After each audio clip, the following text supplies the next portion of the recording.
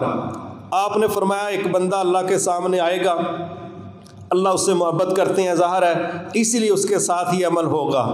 अल्लाह फरिश्तों को कहेंगे इसके जो बड़े गुनाह हैं ना वो साइड पे कर दो, और जो इसके सगीरा गुनाह है ना छोटे, वो ज़रा फ़ाइल लेके आओ। वो फ़ाइल जब उस बंदे के सामने रखी जाएगी तो आपने फरमाया कि अल्लाह ताला उसको कहेंगे तूने ये गुनाह किए, वो कहेगा बिल्कुल जी ये भी किए, ये भी किए, हत्ता कि वो महसूस करेगा कि काम ख़राब हो गया है। ज़ाहिर है सारा एतराफ़ करवा लिया है, तो अल्लाह ताला कहेंगे ये जितने तेरे गुनाह हैं ना, अब उसको पता है कि मेरे अभी ये सारे गुनाहों का रिकॉर्ड नहीं। बंदे को पता होता है ना अपने मामलात का कि कौन सामने आ गया कौन नहीं, तो वो सगीरा गुनाहों की फ़ाइल थी, तो वो क्या कहेगा बिल्कुल ये गुनाह मैंने किए हैं। तो अल्लाह ताला कहेंगे फरिश्तों को जितने इसके गुनाह हैं ना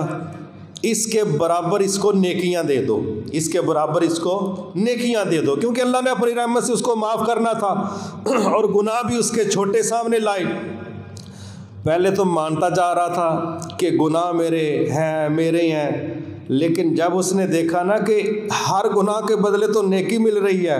तो आप सल्लल्लाहु अलैहि वसल्लम ने फरमाया, फिर फौरी कहता है इसके अलावा भी मेरे बड़े गुनाह हैं, वो नहीं मुझे नज़र आ रहे, वो भी ज़रा सामने ले आए। मकसद क्या था कि मुझे उनके बराबर भी मुझे नेकियां मिलनी शुरू हो जाएं। तो रसूल अल्लाह ने फरमाया उस बंदे की ये बात जब आपने बयान की तो हदीस में आता है आप इतना खुल के हंसे कि आपकी दाढ़ें भी नज़र आने लगी, कि पहले चुप था, जब पता था ना कि भाई हो सकता है गिरफ्त हो जाए फिर खामोश है, और जब देखा यहाँ तो गेम ही उल्ट चल गई है तो फिर खुद ही इंकशाफ कर रहा है कि मेरे और भी अभी बड़े गुनाह वो नहीं नजर आ रहे, जरा वो भी सामने ले आए ना। एक ये भी मरला, अल्लाह ताला जिससे मोहब्बत करेगा माफ़ करना, अल्लाह ताला जिस तरह चाहेगा माफ़ कर दे। अल्लाह हम सबको माफ़ ही फरमा दे।